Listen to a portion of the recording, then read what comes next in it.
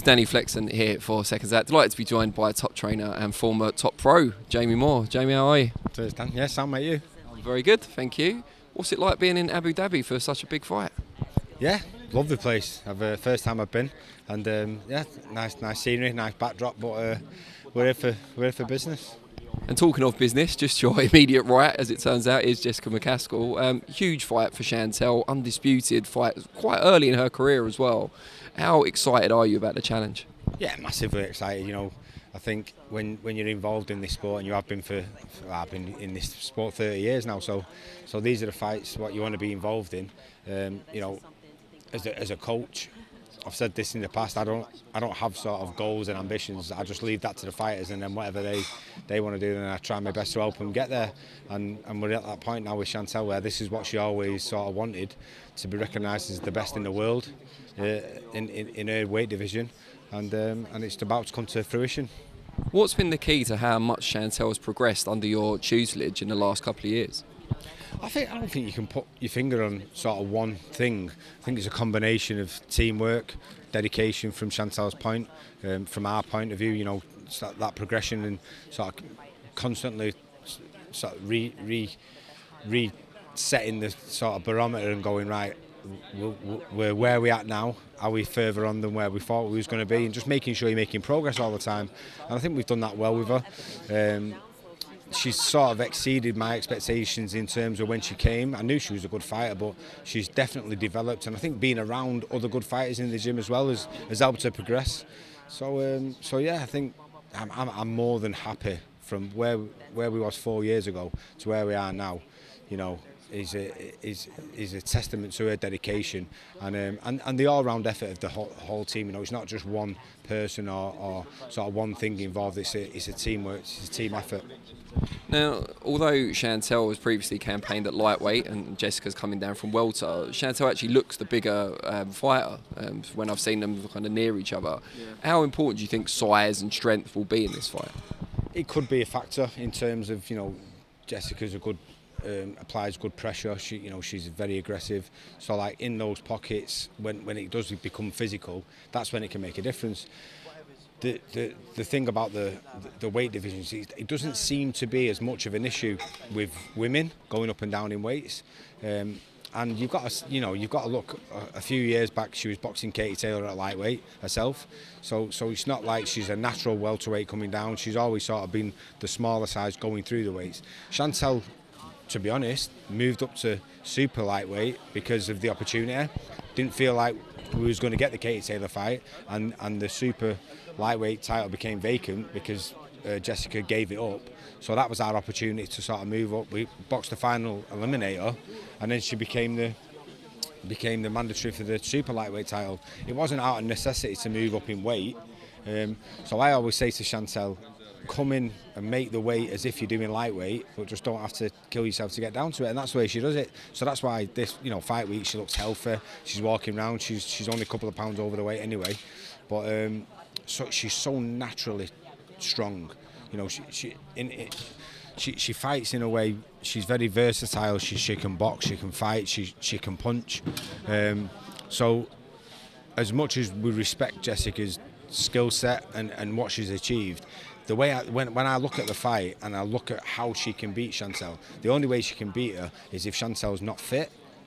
I don't believe she's stronger than Chantelle. They're probably around about the same in terms of physicality, in strength. But I think in terms of all-round boxing ability and variety, gears, I think Chantelle's got more gears. So yeah, it's going to be a fantastic fight. You can always anticipate when it's going to be a good fight because of the blend of styles, and Chantelle will use the boxing skills to a certain extent, but you have to get someone's respect. You can't just run. She has to, at some point, in patches, stand, gain her respect, push her back. She can't allow Jessica to come forward. So in that sense, it's going to be a fantastic fight. You mentioned Katie Taylor there. Presumably the winner of this has got a big carrot to offer Katie in terms of a fight either next year or late. Well, yeah, it would have to be next year, I guess. Yeah.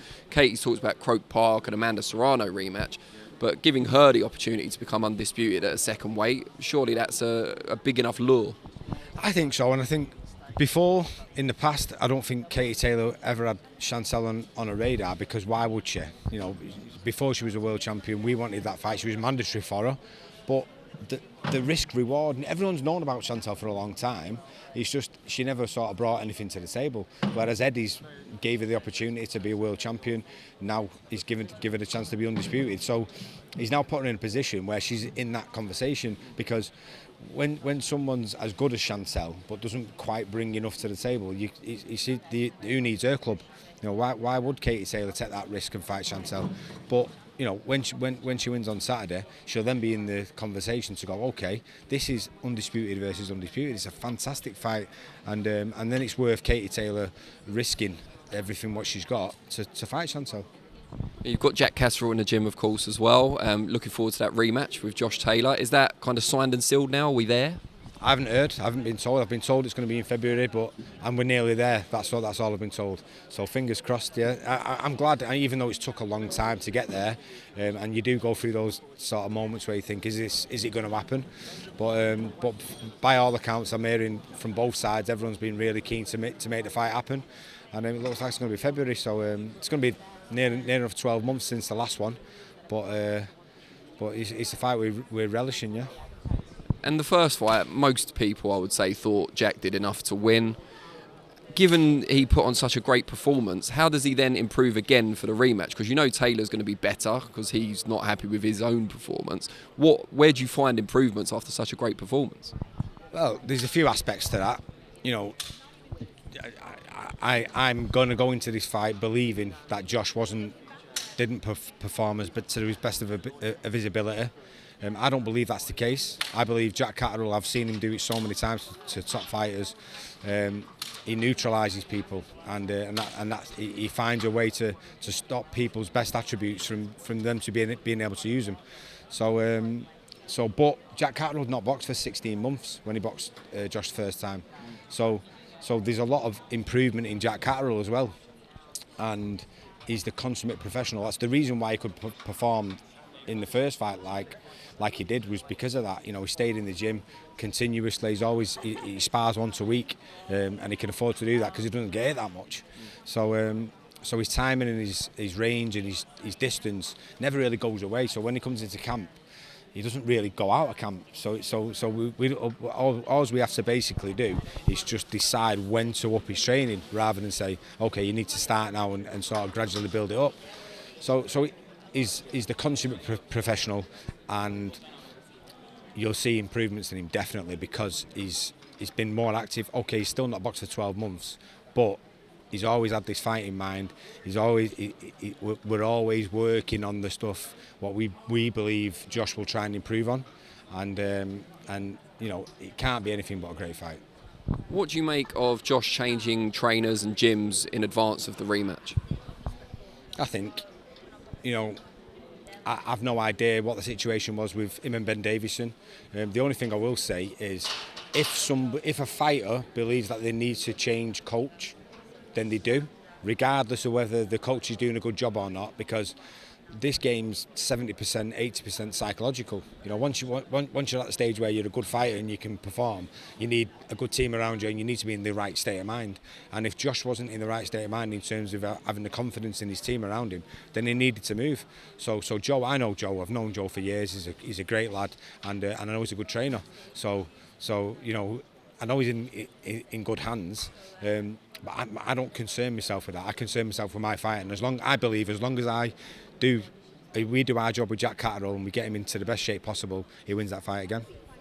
And just tell us about the other fighters in your gym at the moment and what they've got coming up. Well, I've got Akib Fiaz on the undercard, so he's out here. He's been sparring with Chantelle a lot in the build-up for this fight, so it was nice that Eddie could get him on the bill. He's looking like Sean McGoldrick in getting his British title shot in December, which is great for me, because Sean's one of the most lovely kids you'll ever meet, and you know, it's just great that he's got that type of opportunity coming up. Rocky Fielding is in talks with, looks like he could box Dan Azeez. So that's looking like a fight. It's looking like a fight. What could happen? So we're just, the teams are in talks now to make that happen. So it looks like we've got a busy December. We've got Lerone Harrison, Oliver Sonny's out in early December as well on Steve Wood's show. So yeah, we've got a busy run up to Christmas. How much does working with Lerone mean to you? Because you must have known him since he was a very young kid, and obviously Oliver's sadly not with us anymore, but it's carrying on the legacy to an extent, as you are. Do you know what, mate? It makes me so proud to be able to be in a position to be able to do it. And Lerone was training with us when he was sort of 7 years old in the gym. So to be able to help him now, obviously with the situation as it is, and it's horrible that I wish Oliver was here to train Lerone, obviously, because that means he would be in and he'd still be here with us, but unfortunately he's not, and I just feel like I feel blessed to be in a position where I can sort of help him carry on that legacy and try and. So when I watch fights back, what I'm involved in, I remind myself a lot of Oliver in the corner, because I learned so much from him. So I just feel lucky to be in a position to help him out, and the day he lifts a British title, it'll be a proud day. Brilliant, Jamie. Really appreciate it, mate. Good luck on Saturday. Thank you, mate. Cheers.